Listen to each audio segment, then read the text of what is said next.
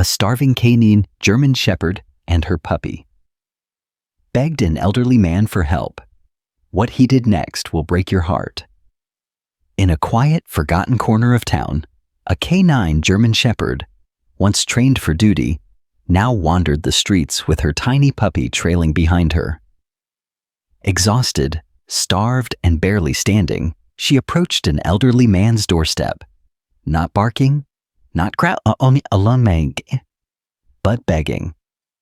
What that man did next would restore your faith in humanity and prove that even the most broken souls can find their way back through kindness. Before we begin, make sure to subscribe to the channel, like this video, and turn on notifications so you never miss another heart-touching story like this one. The wind carried a quiet ache that morning. Leaves scraped across the sidewalk like tiny voices, and the empty streets of the small Ohio town seemed even quieter than usual. At the far end of a cracked road stood a run-down blue house with peeling paint and a crooked mailbox. Inside lived Walter Green, a 72-year-old retired mechanic who hadn't opened his front door to a soul in years. Walter had known silence for a long time now. Since the passing of his wife, his world had shrunk to old memories, black coffee, and the soft hum of the radio. He wasn't bitter, just tired. Every morning he sat by his window and stared out at the same view, expecting nothing to change. Until today. From his chair, he saw something strange across the street, a shadow limping through the frost-tipped grass. At first he thought it was a stray coyote, but when the animal turned its head, Walter's breath caught. It was a German Shepherd, but not like any he had seen in years. Her body was thin, ribs showing through the fur, and her eyes, Lord, those eyes, carried the weight of 1,000 silent screams. She limped forward on a weak front leg, and behind her, stumbling awkwardly on oversized paws, was a tiny puppy, barely strong enough to keep up. Walter stood slowly. Something in his chest stirred. Something he thought had gone numb. The mother dog came to a stop just beyond his front porch. She didn't bark. She didn't move. She just looked up at him, trembling, her chest rising and falling in shallow, desperate breaths. The puppy collapsed beside her paws, curled against her belly for warmth, too tired to even whimper. Walter opened the screen door. They didn't run. They didn't even flinch. He walked down the steps, every bone in his body stiff from age and worry, and knelt, knees cracking against the old wood. The mother's ears twitched, and she tried to lower her head, but even that seemed too heavy now. He whispered, "Where did you come from, girl?" And then something happened that he never expected. The dog nudged the puppy forward, gently, as if offering him up. Her nose pressed lightly against her baby's fur, and then she looked up at Walter again, her eyes pleading, as if to say, "If you can't save us both, at least save him." Walter's throat tightened. He hadn't cried since his wife passed. But this wasn't just an animal. This was a mother. This was sacrifice, and it broke something open in him. Without thinking, he opened the front door wider. "Come inside," he said hoarsely. "Come on, both of you." She hesitated, but then, slowly, the German Shepherd stood, legs trembling. She nudged the puppy again, and together they crossed the threshold into his home. And everything began to change. The floor creaked as they stepped in. Walter moved slowly, careful not to frighten them. The mother dog walked with cautious, deliberate steps, her eyes never leaving his. She kept her body between him and her pup, even as she staggered forward. The puppy, no bigger than a loaf of bread, tripped over his own legs, but followed her faithfully. He was too weak to bark, but his little tail flicked once, unsure, but curious. Walter closed the door behind them, shutting out the wind and the silence that had haunted his house for too long.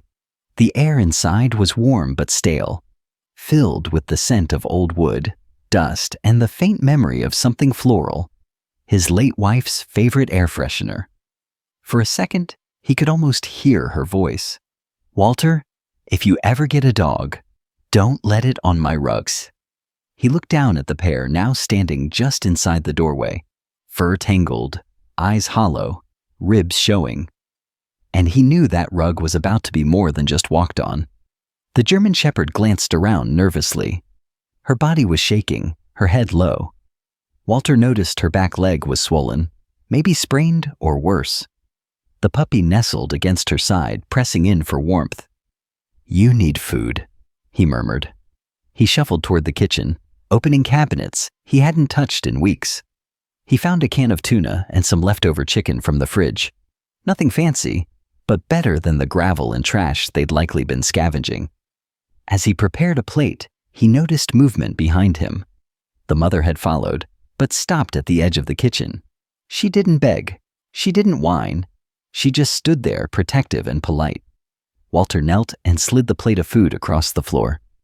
The puppy ran to it first, devouring the chicken with tiny, frantic bites. The mother hesitated, watching him eat. Only when he'd finished half did she move forward and gently nibble what was left. "She's feeding him first," Walter whispered to himself, stunned. Even now.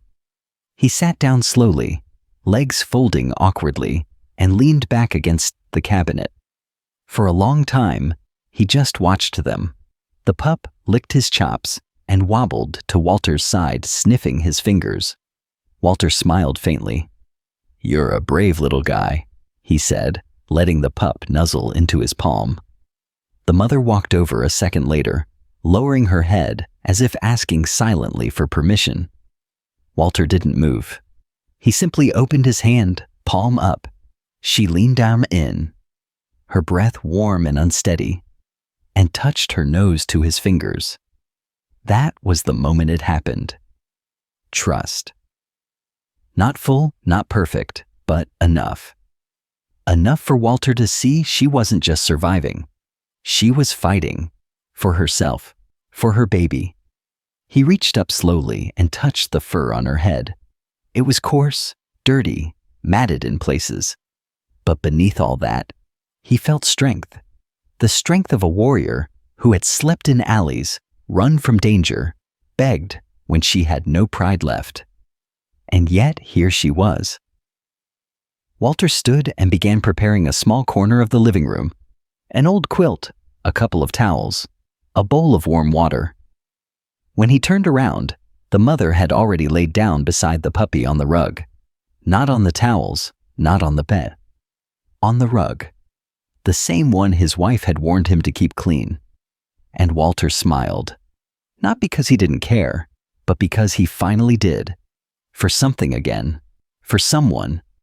Or maybe two someones. He grabbed the phone and dialed the local vet's office. "Hey, Lisa, it's Walter Green. I've got 2 dogs here. One's a mom, in rough shape. Think you could come by in the morning?"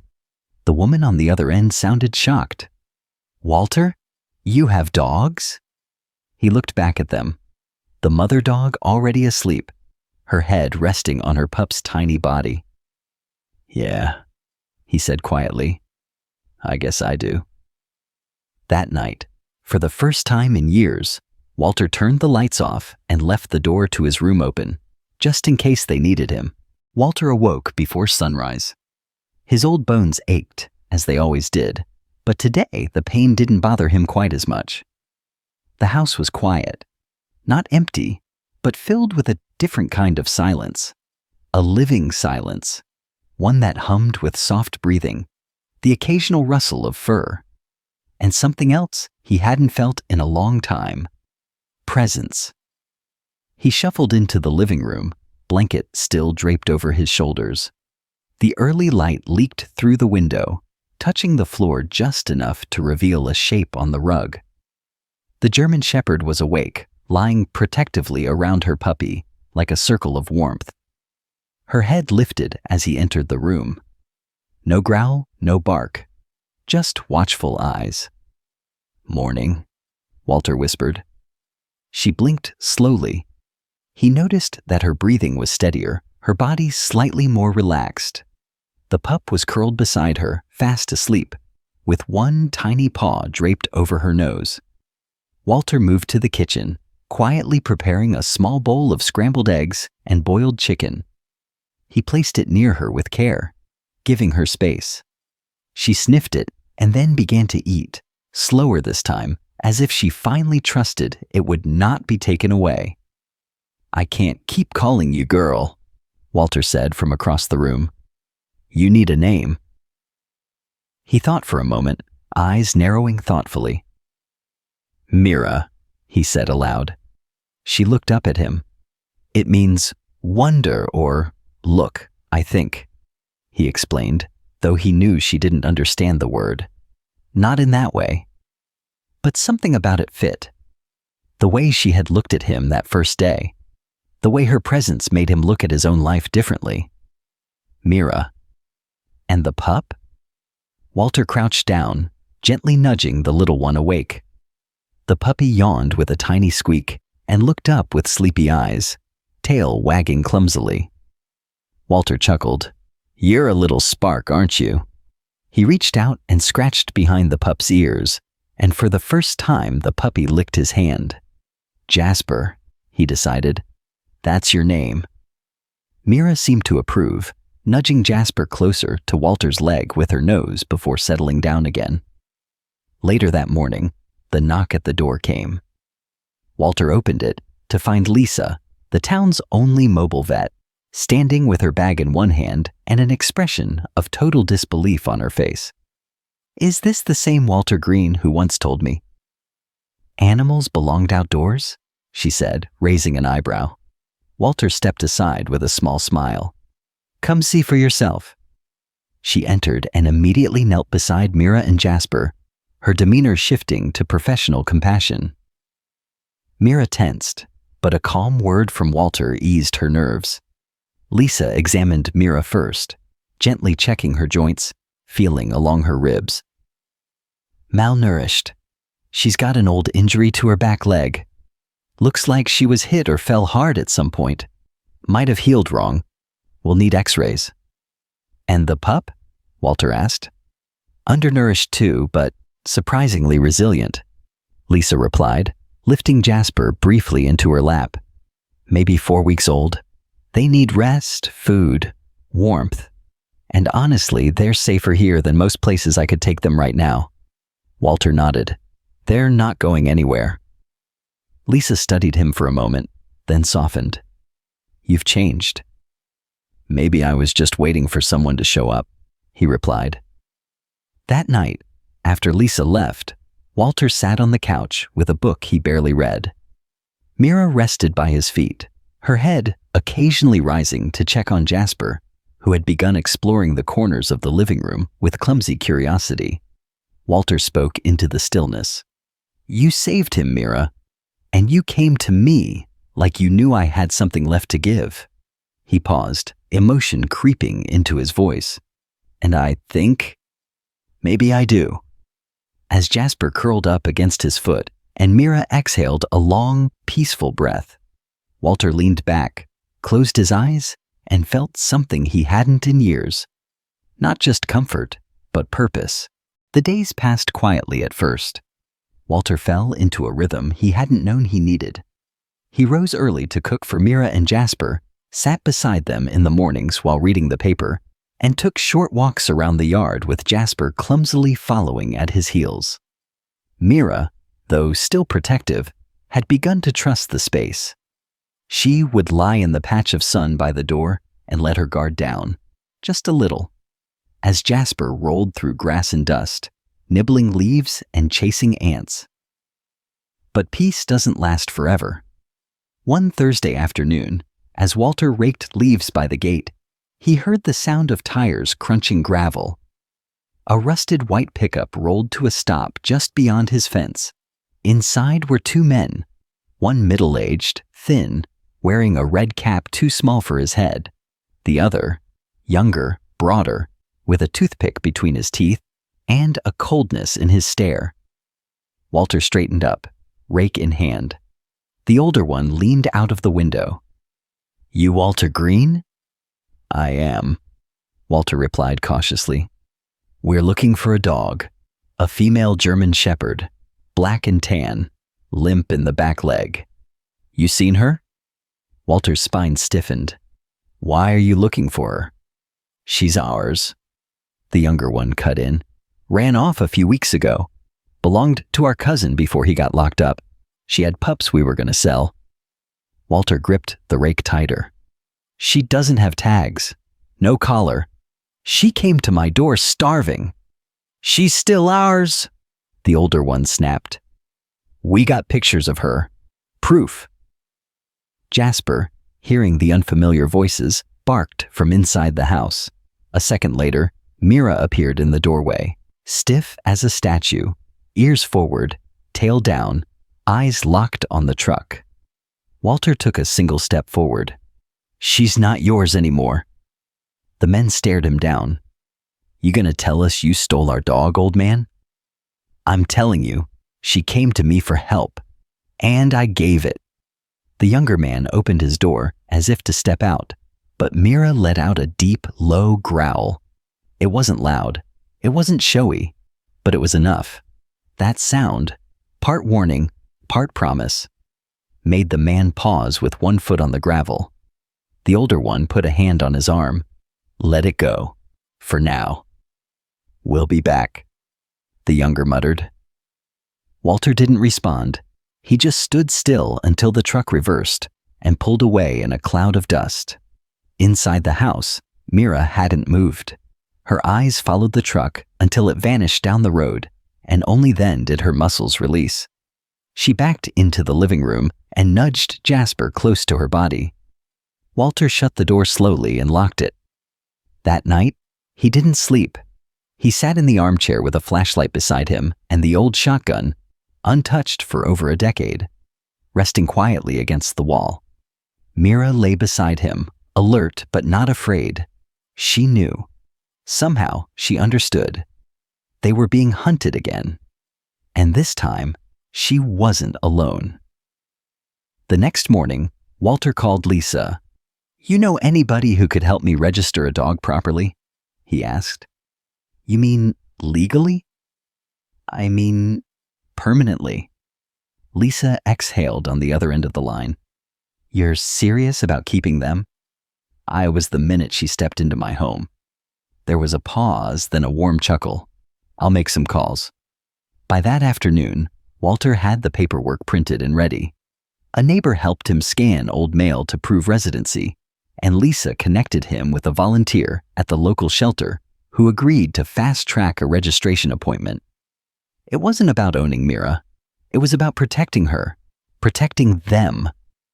By sundown, Walter stood at the fence, watching the road. The rake was gone.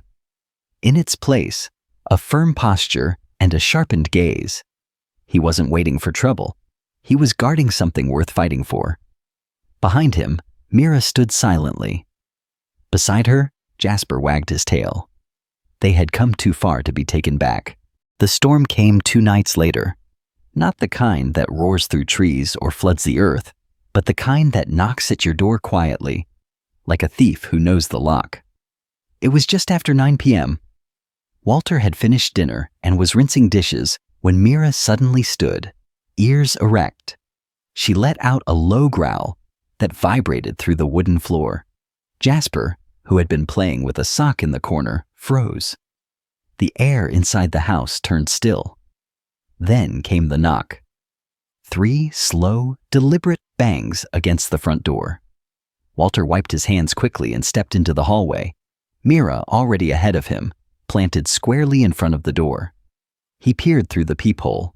It was them. The men from the truck. This time both standing. The younger one wore a hoodie pulled low over his brow, and the older one leaned against the porch post, cigarette glowing between his fingers. Walter didn't open the door. You've got no business here. She's our dog, the younger man replied. We came to collect. You're trespassing.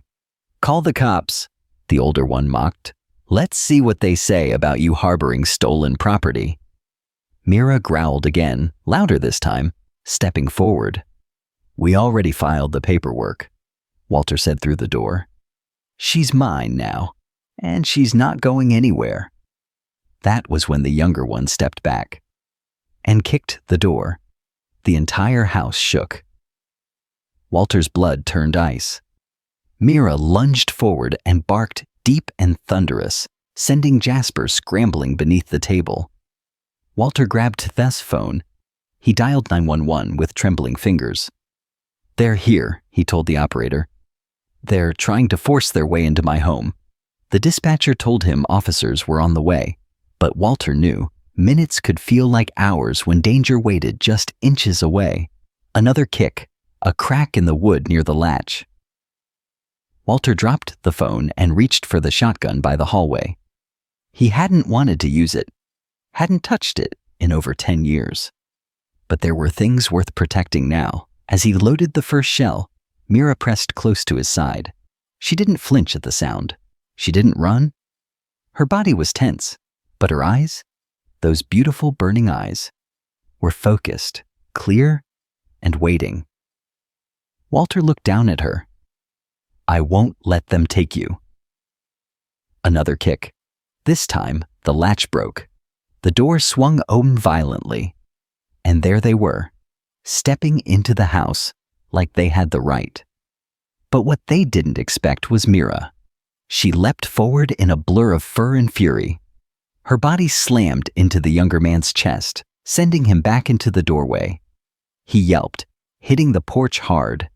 The older man raised an arm, but Walter was there, shotgun pointed squarely between them. "Get off my land," Walter growled. "Now." The younger one scrambled up, blood on his sleeve from where Mira had grazed him. The older man stared for one long second, realizing just how far they'd underestimated the quiet man and the dog with nothing left to lose. Then came the sirens. The flashing lights painted the night in red and blue as two patrol cars pulled into the drive. The men ran, but officers caught them before they could make it to the road. Mira stood in the doorway, chest heaving, Jasper barking bravely from behind a chair. One of the officers, a tall woman with dark hair under her cap, stepped inside cautiously. "Mr. Green?" Walter nodded, still shaking slightly. "They tried to break in." The officer glanced at Mira, then at the battered door, then at the terrified pup tucked beneath the table. "We'll handle them, but you need to get that lock replaced." Walter knelt beside Mira, running a hand down her trembling back. "I will." Later that night, after the cops left and silence returned, Walter sat on the floor with Mira and Jasper curled beside him. He didn't turn on the TV. He didn't say a word. He just sat there, one hand resting gently on Mira's shoulder. "You saved us," he said. And Mira, eyes soft, leaned into him like she'd been waiting her whole life for a place to belong. The morning after the break-in, Walter opened the front door with slow hands. The sun had barely risen, painting soft gold across the porch. The door itself hung crooked, splintered from where the lock had cracked. He looked at it for a long time, then reached for his toolbox. He didn't call anyone to fix it. He fixed it himself. Hammering in silence, he worked like a man building more than a doorframe. Mira lay nearby, eyes on him, her body still bruised from the night before, but posture proud. Jasper curled beside her, now growing stronger with every sunrise. Walter hammered, sanded, and fitted a new deadbolt, the strongest he could find. By the time he was done, the house didn't just feel repaired, it felt claimed. Lisa stopped by later with a small vet kit and some groceries. "I heard," she said, stepping over the threshold with gentle shoes. "Everyone in town's talking. You and that dog chased off 2 armed men?" Walter smirked. Mira did most of the chasing. Lisa kneeled beside her. Mira didn't flinch. She let Lisa examine her paw and gently clean the scrape along her shoulder. "She's healing," Lisa said, glancing at Walter. "So are you." He didn't reply right away. Instead, he looked over at the fireplace, where Jasper was now chewing an old slipper. "She's not going anywhere," Walter finally said. "Neither of them are." Lisa smiled. "You filing for permanent ownership?" "I already did. Registered her yesterday. Name's Mira." Lisa nodded with approval. "And the little one?" "Jasper," she chuckled. "Good names.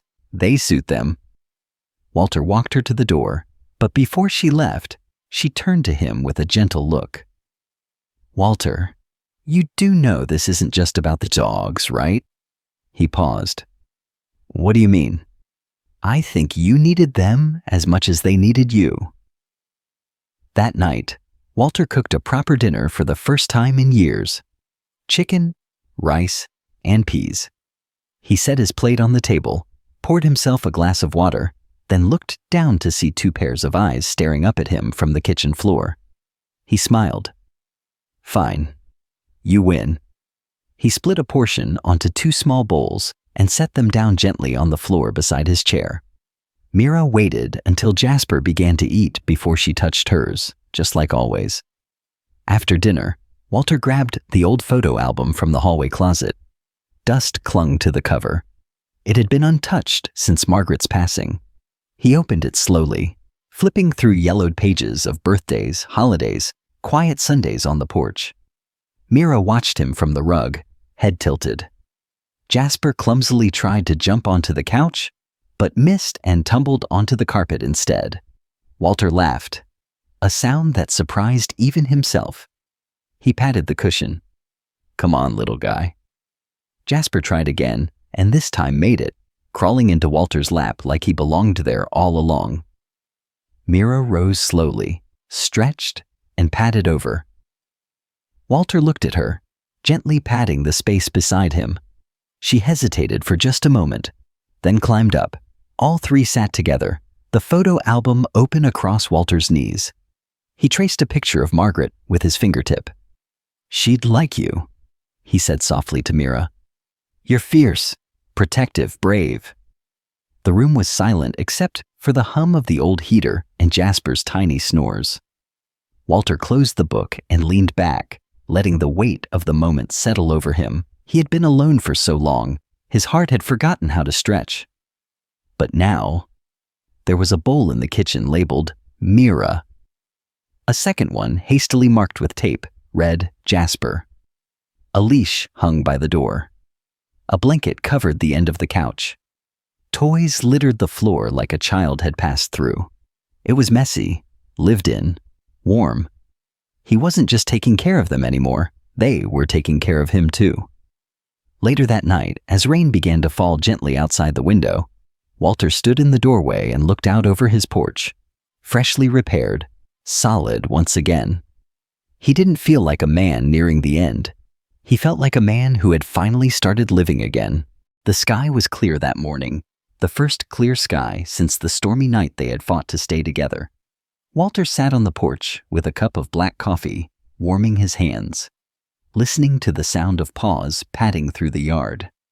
Jasper was sprinting in joyful circles around the tree, tail spinning like a pinwheel.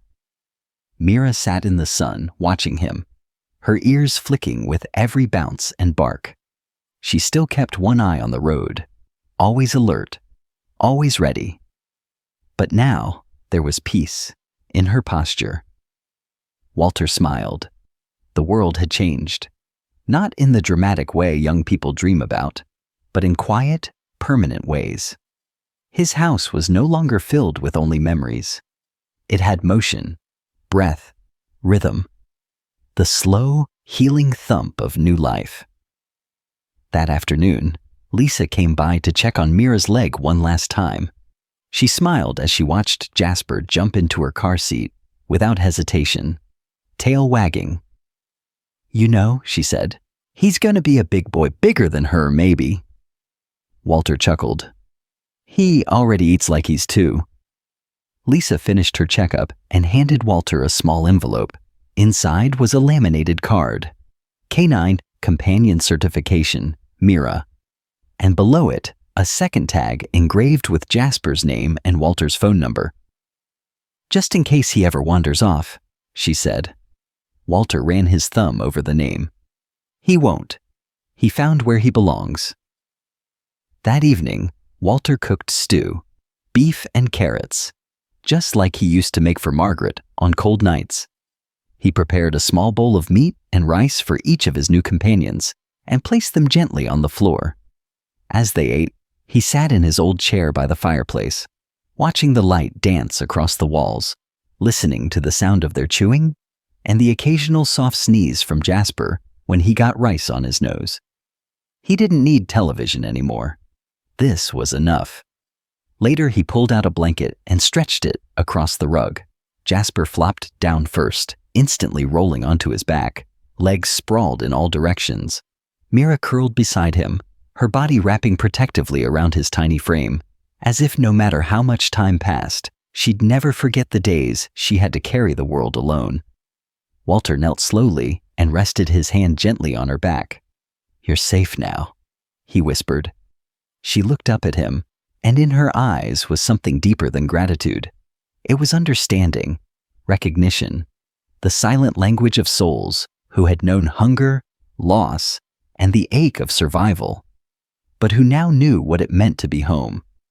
As he turned off the last light in the house, Walter hesitated.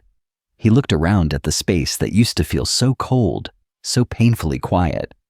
And now, it was alive. He left the door to his bedroom open. And that night, for the first time, Mira padded softly into the room with Jasper following close behind. She lay beside the bed. Jasper, not yet big enough to climb up, settled on her back like a warm pillow. Walter smiled in the dark. "Good night, family," he said. In the weeks that followed, neighbors began to notice something different. The old man who used to avoid conversations was now the one waving from the gate. He walked every morning with Mira by his side and Jasper clumsily dragging a stick twice his size. He even stopped by the hardware store once and joked with the cashier. People didn't recognize the man he was becoming, because for the first time in years, he was becoming himself again. One afternoon, a little girl passing by with her mother saw them all in the yard. She tugged on her mom's sleeve and whispered, "Look, Mom, that's their dad." Walter heard it, and his heart stopped. Dad. He had never had children of his own. But now, two lives looked to him for protection, love, comfort, and food. They listened when he spoke. They followed when he walked. They laid beside him when he sat in silence. He never called himself a savior, but somehow, that's what they had become for one another. That night, Walter looked at the photo of Margaret on the shelf and whispered, "I didn't know I still had room left in me." He turned off the lamp, Mira's steady breathing filling the room. Jasper gave a tiny yawn before curling tighter against her side. Outside, the wind passed softly through the trees, and inside, a family healed, one quiet breath at a time.